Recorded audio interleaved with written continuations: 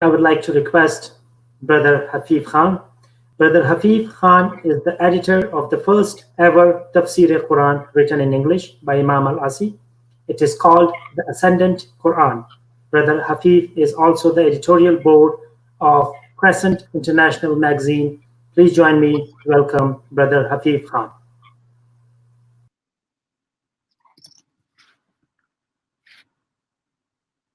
Assalamu alaikum. أعوذ بالله من الشيطان الرجيم. بسم الله الرحمن الرحيم. الحمد لله الذي هدانا لهذا وما كنا لنهتدي لولا أن هدانا الله.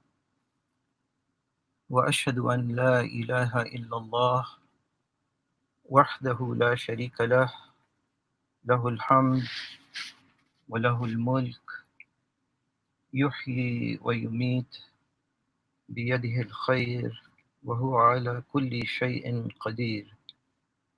وأشهد أن محمدًا عبد الله ورسوله وصفيه وخليله، أرسله الله للناس نذيرًا وبشيرًا.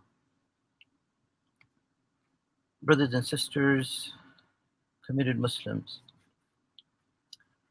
I'd like to begin, first of all, by expressing my gratitude to the organizers for bringing me on board today to express some of my thoughts on this occasion. It's an important occasion, um, and it ought to be marked with the degree of reverence and sensitivity that has been so far expressed by the other brothers who have joined me on this panel, and I'm sure by those who will follow me. I'd like to begin my comments by citing the fortuitousness of the anniversary of Imam Khomeini's passing this year, as it coincides with a large number of protests that are going on across the world.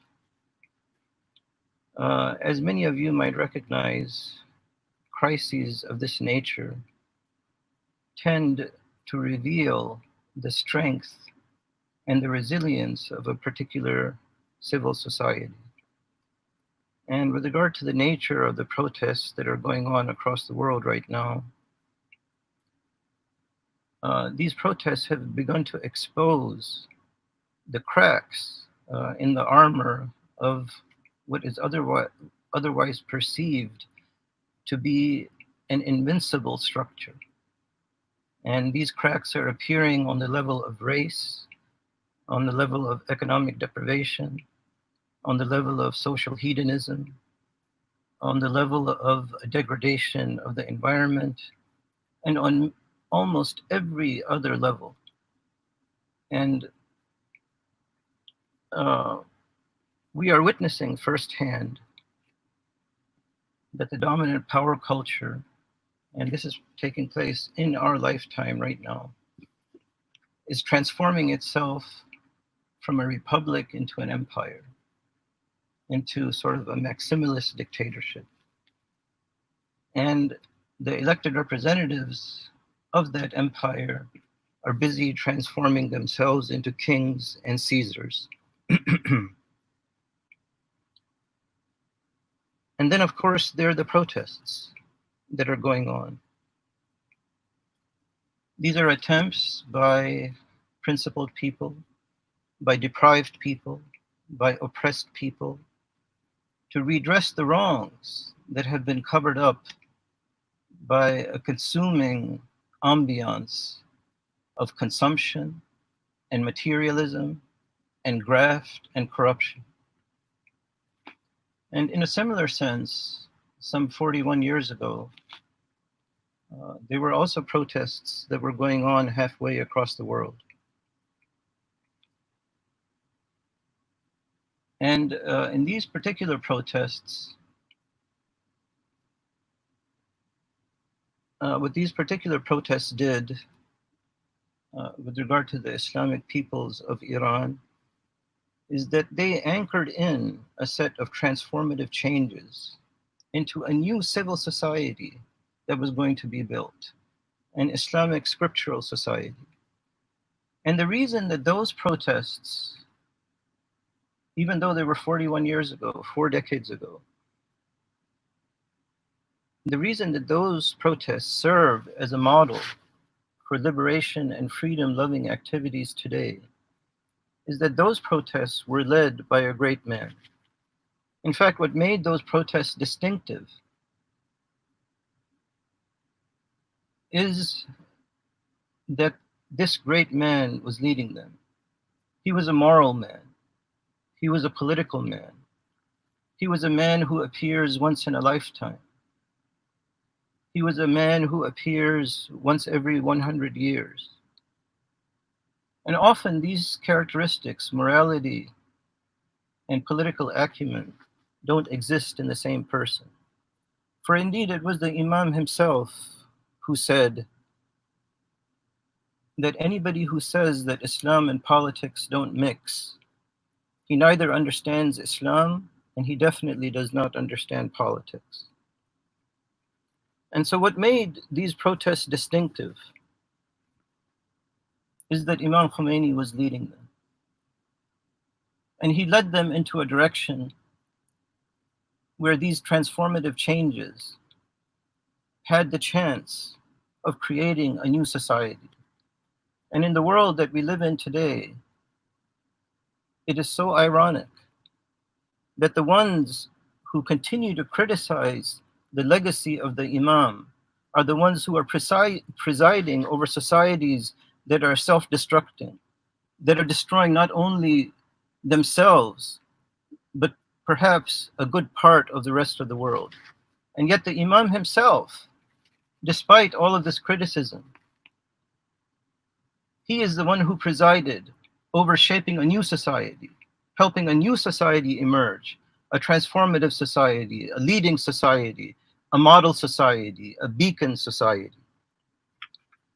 And so today, as these protests go on, there are things that the current protesters can learn from those protests that were led by the Imam some 41 years ago. And I hope to concentrate the rest of my talk on what those who are protesting for justice and for liberation today can learn from the Imam and can learn from the people that the Imam led. One of the first things that ought to be obvious to the protesters today, and it may be obvious to many of them, that the rights that you have on paper are not the same as the rights that you have in fact. The rights on paper are obviously your constitutional rights. And governments today, especially the governments in the materialistic West, they pride themselves on congratulating themselves. In fact, yes, they congratulate themselves on showing everybody all the rights that they give to people on paper. But they have very little interest in delivering on these rights on the ground. And I think that a lot of people in the world understand that if you want there to be a synergy between your rights on paper and your rights in fact, or your rights on the ground, if you want there to be a congruence between these two, that all of this depends on the leaders that you choose to make decisions on your behalf. And if you have just leaders, then you have a chance for your rights in fact to be equivalent to your rights on paper. And this is one of the things that the protesters of today can learn from our Islamic brothers and sisters in Islamic Iran. For in November this year, the American people are going to be given a choice. They're going to be given the choice of choosing between a neo-fascist gangster who is currently in the White House to re-up for 4 years, or to choose a senile old man to replace him. I don't know how they call this freedom, and I don't know how they strut all around the world congratulating themselves on their democracy if this is the choice that they have for their people. And yet, 41 years ago, this is the very same choice that was presented to the Islamic people of Iran. And if you remember, at that time, there was a first world order and there was a second world order. The first world order, of course, was dominated by the United States and its satellites. The second world order, communism, socialism, Marxism, was led by the Soviet Union. And the rest of the world was sort of arrayed behind the first world and the second world, meaning that whatever decisions any world capital would take, they would have to be approved either by Moscow or by Washington. And when the Islamic Revolution in Islamic Iran was in progress, this was the choice that was being presented to the people. That either you choose a failing communism or you choose a capitalist gangsterism. And had the Imam not been leading the people, perhaps they may have chosen anything other than what had placed the Shah of Iran in power. And they may have gone towards socialism and communism and Marxism. But Allah's wisdom placed the Imam in charge of that society. Allah's wisdom showed the world another way. And through the agency of his representative on earth, the Imam Khomeini, the Islamic peoples of Iran, they didn't choose communism and they didn't choose capitalism. They didn't choose socialism and they didn't choose imperialism. They chose a different path altogether, an independent path. They chose to build an Islamic scriptural society.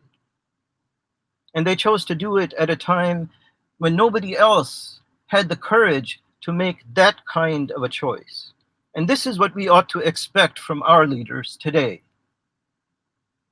The Imam delivered, and this is one of his key qualities and characteristics: clarity. The Imam delivered. The people needed clarity. The Imam had clarity, and he delivered for his people. And we ought to demand that of our leaders today. When we can see nothing but fog, we ought to have a leader that can see the light at the end of the tunnel. When all we see are roads that lead to dead ends, we ought to have an Imam that can see a clear path. And because of that, the foundations of the Islamic Revolution and the Islamic Republic were laid in those difficult early days of the Islamic Revolution.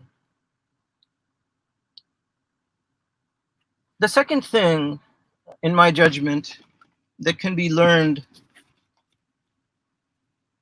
from our brothers and sisters in Islamic Iran in the way that they were led by Imam Khomeini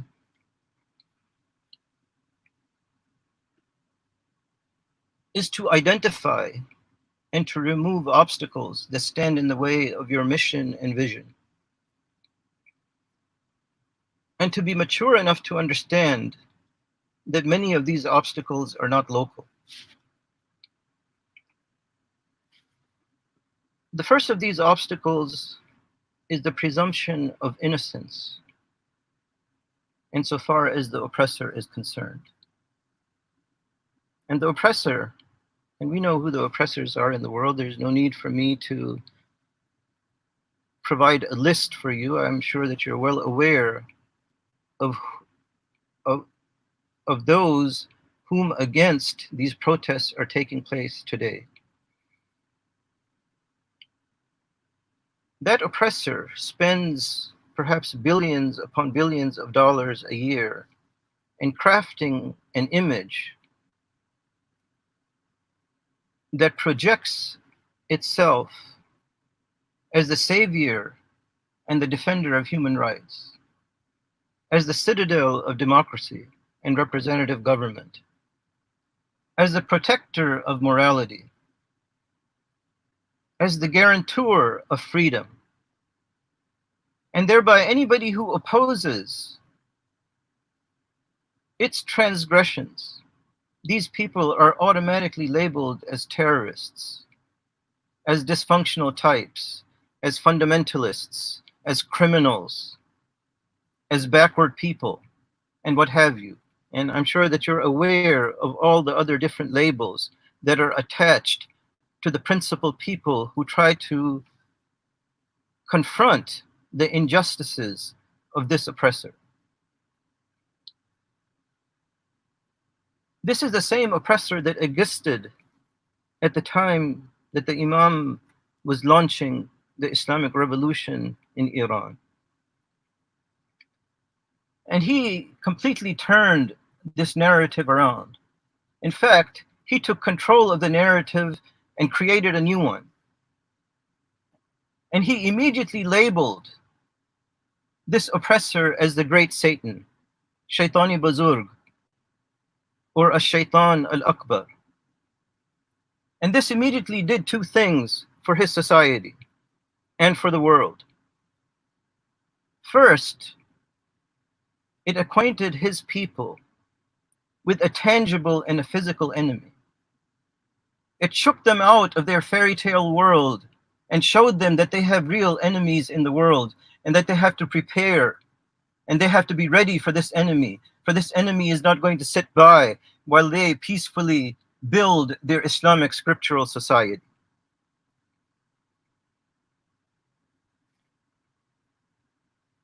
The second thing that it did is that the other people in the world that this generational oppressor was degrading, they immediately fell in line behind the Imam. They knew that he was a generational liberator. They knew that when he talked about the Mustad'afin, that he was talking about them. They knew that when he was talking about liberating the Mustad'afin from the oppression of capitalism and imperialism and Zionism, that he was talking about them. And they knew that they represented the majority of the people in the world, that they could no longer be considered to be minorities, that they were the majority in the world. And if they were together under the lead of an imam like this, that they could achieve the same changes that were happening in the Islamic Republic of Iran. And for a short time in the world while he was alive, he was regarded as the leader of the oppressed. And this is not a small achievement, where the world's people look to a deliverer and a great leader. The other aspect of this narrative that Imam Khomeini changed was that he exposed a generational racism that was hiding in plain sight. He made it the number one and the ultimate foreign policy objective of the Islamic Republic of Iran to liberate Palestine. He was the first one to do this in the entire Muslim world, and he was the only one to make the key foreign policy objective of a country to liberate the Holy Land. He was the only one to do this in the world. Now, there is an important congruence between the Imam doing this and what is going on in the protests in the world today. For you may recall that at the time of the Islamic Revolution in Iran, for some years preceding the Islamic Revolution, that the most ferocious secret service in the Muslim world, and perhaps even in the world, was the Savak. And just like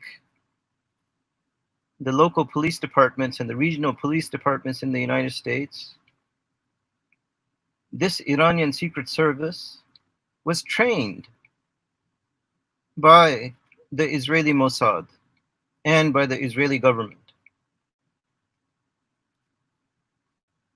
Putting your knee on a person's neck is straight out of the Israeli playbook. And it is going on a daily basis, and has been going on a daily basis for the past 70 years. This is nothing new. Only now that the Israelis are training American police departments,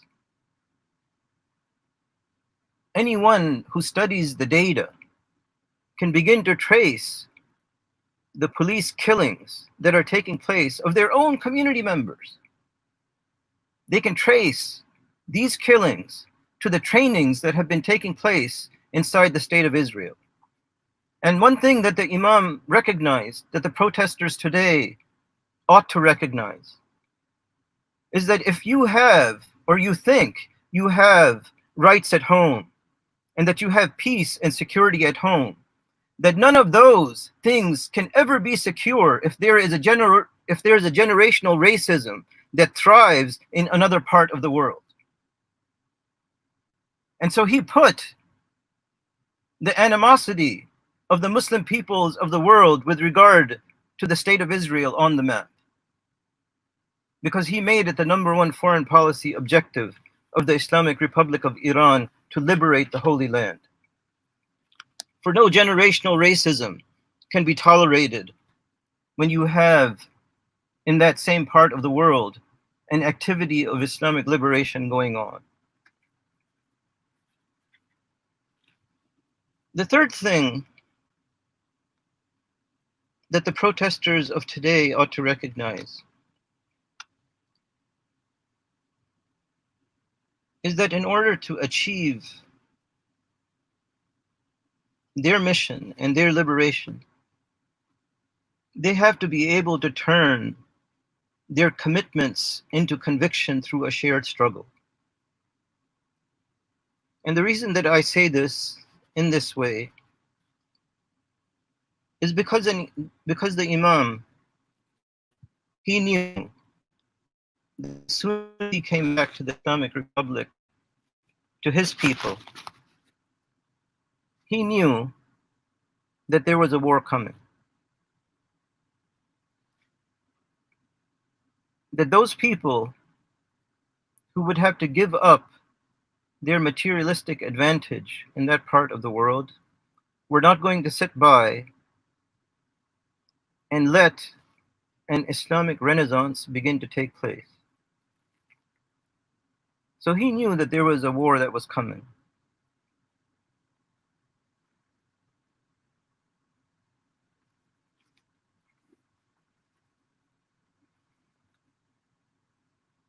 And he was obviously ready for this war, but his people were not ready for it.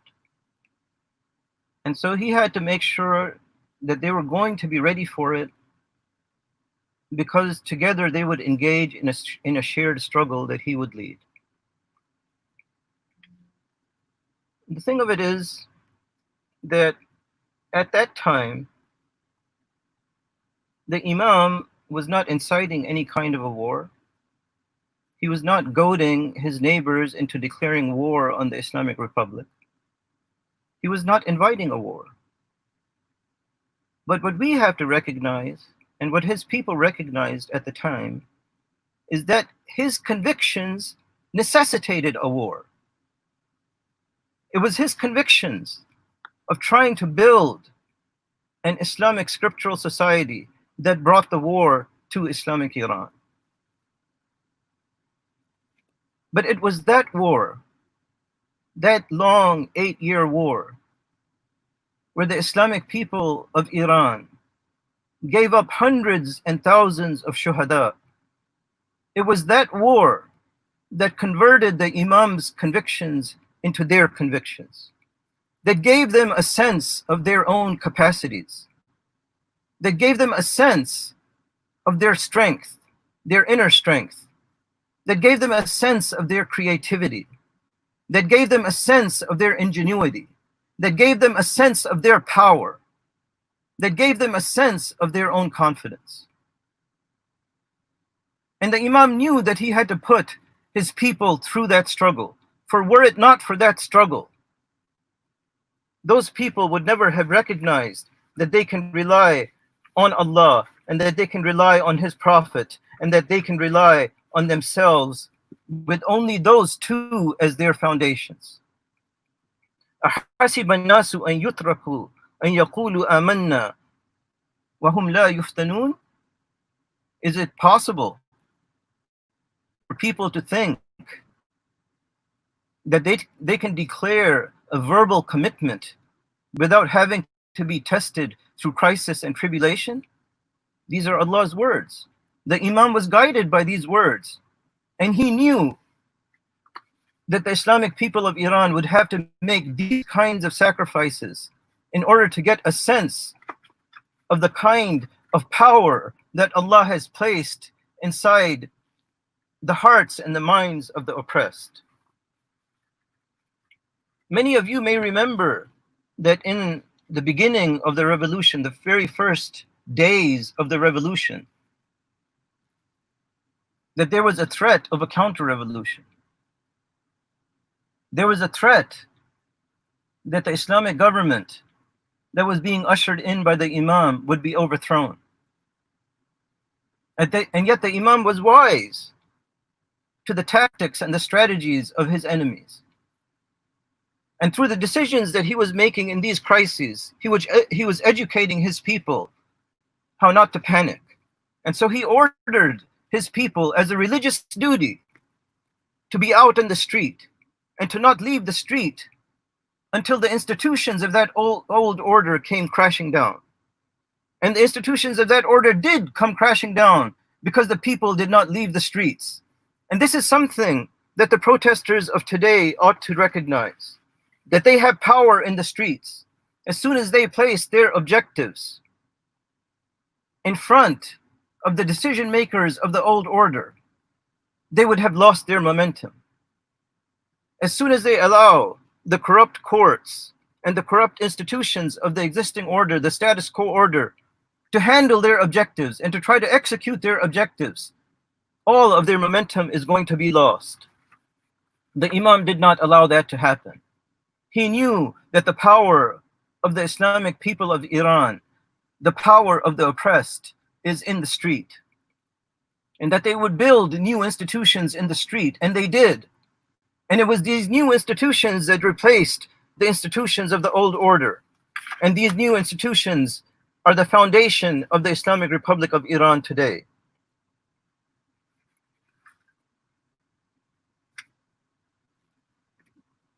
This is what we need to count on from our leaders, to turn our jihad into our deen. And no one did this better than Imam Khomeini. أقول قولي هذا وأستغفر الله لي ولكم فاستغفروه يغفر لكم فاسترشدوه يرشدكم والسلام عليكم. Thank you, brothers and sisters. Thank you so much, Brother Afeef Khan, for your words of wisdom, and very well said. The cracks are appearing on the level of race. Elected people are becoming Caesars and kings.